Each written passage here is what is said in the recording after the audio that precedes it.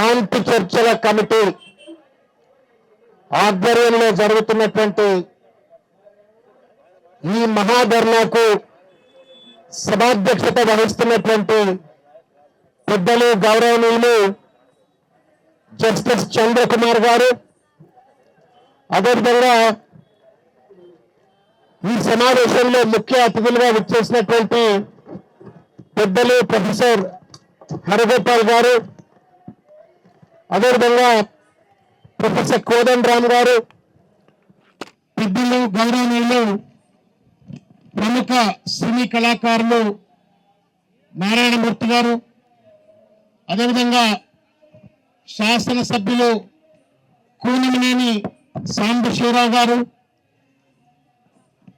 పెద్దలు గౌరవనీయులు నారాయణ గారు, మా అక్క విమలక్క, అన్వర్ ఖాన్ గారు, అదేవిధంగా ప్రతాప్ రెడ్డి గారు, మూడు డెమోక్రసీ నాయకులు గోవర్ధన్ గారు, వెంకట్రామయ్య గారు, ఈ సమావేశంలో ఉన్న మా సోదరిమణులు పద్మక్క గారు, ఇందిర గారు, సంగారెడ్డి గారు, మా విమల గద్దరన్న, ఇంకా వేదికపై ఉన్నటువంటి పెద్దలు పేరు పేరున అందరికీ కూడా హృదయపూర్వకంగా నమస్కారాలు. మీ అన్న గద్దరన్న అబ్బాయి తనయుడు కూడా ఉన్నారు, వారికి కూడా హృదయపూర్వకంగా నమస్కారం. అందరికి సూర్యం గారికి కూడా హృదయపూర్వకంగా నమస్కారం. అదేవిధంగా ఈ ధర్నాకు తెలంగాణ నలుమూల నుండి చేసినటువంటి ఎర్ర జెండా పట్టుకొని పోరుబాట పడుతున్నటువంటి ఒక సైనికులందరికీ కూడా పేరు పేరున నేను అందరికీ కూడా హృదయపూర్వకంగా నమస్కారం తెలియజేస్తా ఉన్నాను. బీఆర్ఎస్ పార్టీ పక్షాన మిత్రులారా, కగార్ ఆపరేషన్ కగార్ అనేటువంటిది నా దృష్టిలోనే, మా పార్టీ దృష్టిలో ఇది ఆపరేషన్ కార్పొరేట్ కబ్జా. అడవుల పైన, సహజ సంపద పైన, గిరిజనుల పైన ప్రభుత్వం చేస్తున్నటువంటి ఒక దుర్మార్గమైనటువంటి దాష్టికం అని చెప్పని బీఆర్ఎస్ పార్టీ భావిస్తా ఉంది. వ్యక్తిగతంగా నేను కూడా అదే భావిస్తా ఉన్నాను. మిత్రులారా, ఇది మానవత్వానికి మచ్చ. భారత రాజ్యాంగం ఎవరికి కూడా చంపేటువంటి ఒక హక్కు ఇవ్వాల, ఎవరికి ఇవ్వాల, మనకి ఇవ్వాల, పోలీసులు వాళ్ళకి ఇవ్వాల. కానీ రాజ్యాంగాన్ని రక్షకులుగా ఉన్నటువంటి వాళ్ళు, who are supposed to be the custodians of the constitution, భారత రాజ్యాంగాన్ని కాపాడే వాళ్ళు, వాళ్ళే ఇవాళ రాజ్యాంగాన్ని చేతిలో తీసుకొని ఇవాళ విచ్చలవిడిగా పిట్టల లెక్క ఇవాళ హక్కుల కోసం పోరాడుతున్నటువంటి వాళ్ళను కాల్చి చంపడం, ఇది మానవత్వానికి మచ్చ. భారత రాజ్యాంగానికి కూని చేసినట్టుగానే భావించాల్సిన అవసరం ఉంటుంది. మిత్రులారా, ఆపరేషన్ కగార్ సంబంధించినటువంటి ఒక ప్రస్తావన వచ్చినప్పుడు కేసీఆర్ గారితో దీనిపైన పార్టీలో నేను అంతర్గతంగా చర్చ చేసినప్పుడు వారు ఒకటే మాట అన్నారు, ఇది మానవత్వానికి మచ్చ, రాజ్యాంగాన్ని కూని చేసినట్టే, దీనిపైన పార్టీ నిర్దిష్టమైనట్టుగా స్టాండ్ తీసుకుంటుంది అని చెప్పని వరంగల్లో 15 లక్షల మందితో జరిగినటువంటి ఒక మహాసభలో, దేశంలో ఏ రాజకీయ పార్టీ కూడా అంతకుముందు ఒక రికగ్నైజ్ రిజిస్టర్డ్ పొలిటికల్ పార్టీ, ఒక పెద్ద అధికారంలో ఉన్న పార్టీలు నిర్ణయం తీసుకోకముందే ఒక నిర్దిష్టమైన నిర్ణయాన్ని ప్రకటించి ప్రభుత్వం వెంటనే శాంతి చర్చలు జరపాలా, నిర్ద్వందంగా బేషరతుగా కాల్పులను విరమణ చేయాలా అని చెప్పని ప్రకటించినటువంటి ఒక పార్టీ. దానికి ఇవాళ కూడా కట్టుబడి ఉన్నాము. ఈ వేదిక నుండి కూడా కేసీఆర్ గారు చెప్పినటువంటి ఒక సిద్ధాంతం కావచ్చు, నిర్ణయం కావచ్చు, మరొక్కసారి నేను మీ అందరి ముందు తెలియజేస్తా ఉన్నాను. మిత్రులారా, ఇంకొక 2-3 విషయాలు నేను మీ ముందు పంచుకోదలుచుకున్నాను.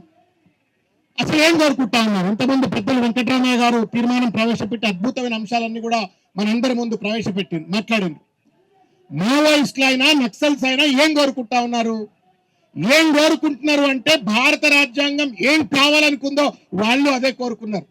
ప్రియాంబుల్లో ఉన్నటువంటి అంశం కానీ, లేకపోతే ఆర్థిక అసమానతలైనట్టుగా సబ్బండ వర్గాలకు సమతుల్యమైన సామాజిక న్యాయం కలగాలని, అందరూ కూడా కులం పేరు మీద, మతం పేరు మీద వివక్ష లేకుండా స్వేచ్ఛ స్వాతంత్రం బతకాలని చెప్పని భారత రాజ్యాంగం చెప్పింది.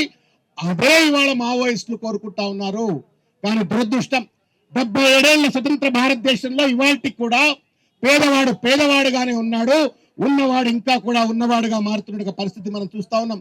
విద్యలో వివక్ష, వైద్యంలో వివక్ష, ఉపాధిలో వివక్ష, తర్వాత ఉద్యోగాల్లో వివక్ష, ఆఖరికి ఏమైనా చిన్న చిన్న వ్యాపారాలు చేసుకుందాం, బ్యాంక్ కూడా ఏమైనా లోన్లు ఇస్తాడా అని చెప్పని పోతే 99% of the banking lending is only to either corporate sectors లేకపోతే అప్పర్ సెక్టర్ లో ఉన్నటువంటి వాళ్ళకి తప్ప పేద వాళ్ళకి వాళ్ళ బ్యాంకులు కూడా అందుబాటులో ఉన్నట్టు పరిస్థితి లేదు.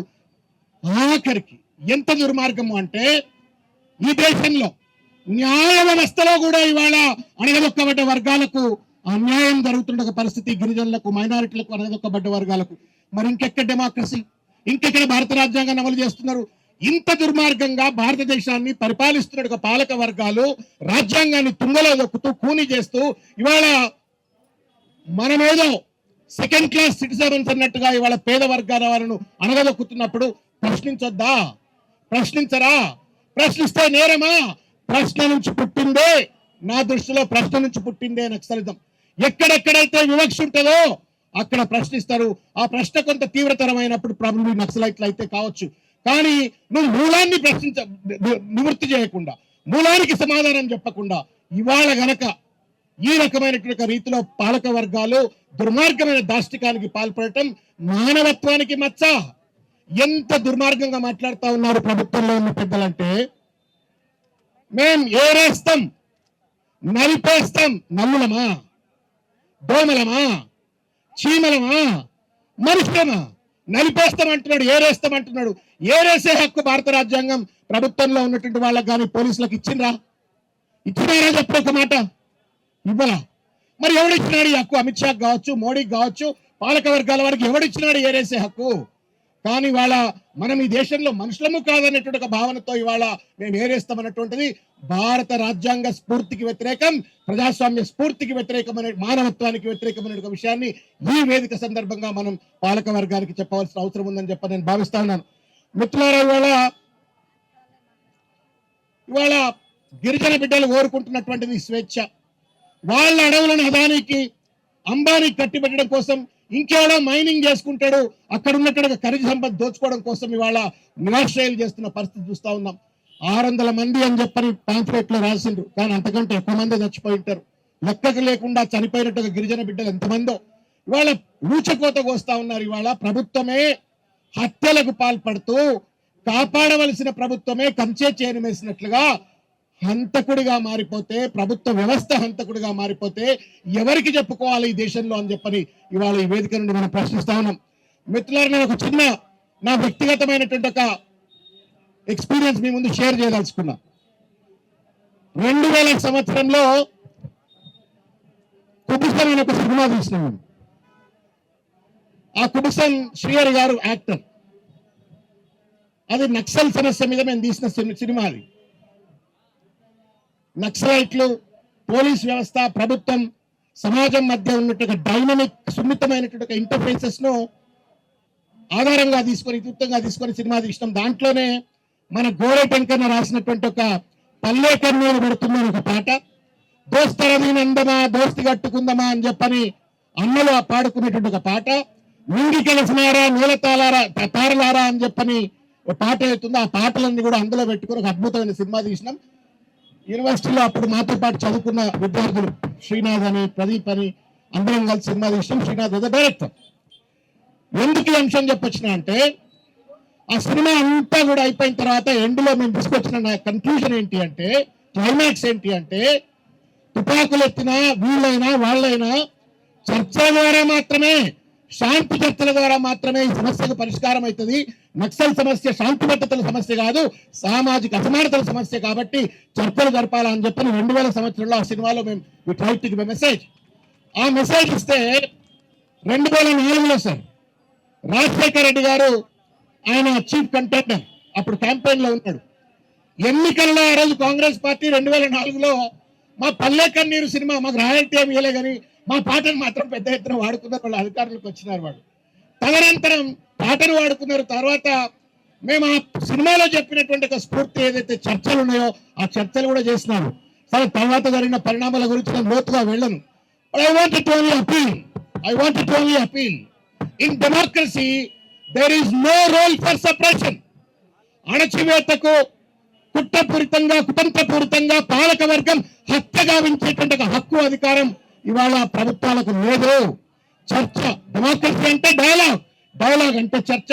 కానీ ఆ స్ఫూర్తికి భిన్నంగా నిరంకుశంగా ఇవాళ ఈ ప్రభుత్వం వ్యవహరిస్తా ఉంది. కాబట్టి ఇవాళ ఈ వేదిక నుండి బీఆర్ఎస్ పార్టీ కార్యకర్తగా కేసీఆర్ గారు ఇచ్చిన సందేశాన్ని మరొక్కసారి మీ ముందు చెప్పదలుచుకున్నాను. కగార్ ఆపరేషన్ కగార్ను వెంటనే నిలిపివేయాలా, చర్చలు జరపాలా, కాల్పుల విరమణ చేయాలా. అదేవిధంగా ఇవాళ సమాజంలో ఉన్నట్టు అసమానతలను, సామాజిక అసమానతలను పరిష్కరించే దిశగా ఒక శాంతియుతమైన పత్తాల పోవాలి. కానీ అదేదో ఆఫ్ఘనిస్తానో పాకిస్తానో తాలిబాన్ల మీద తుపాకులు ఎక్కి పెట్టినట్టుగా కాల్చి చంపుతామంటే మాత్రం నై చలేగా అనేటువంటి నినాదాన్ని మరొకసారి మీ ముందుకు ఇస్తూ నాకు అవకాశం ఇచ్చిన పెద్దలు అందరికి కూడా, వేదిక పైన పెద్దలందరికీ కూడా పేరు పేరున నేను హృదయపూర్వకంగా ధన్యవాదాలు తెలియజేస్తున్నాను.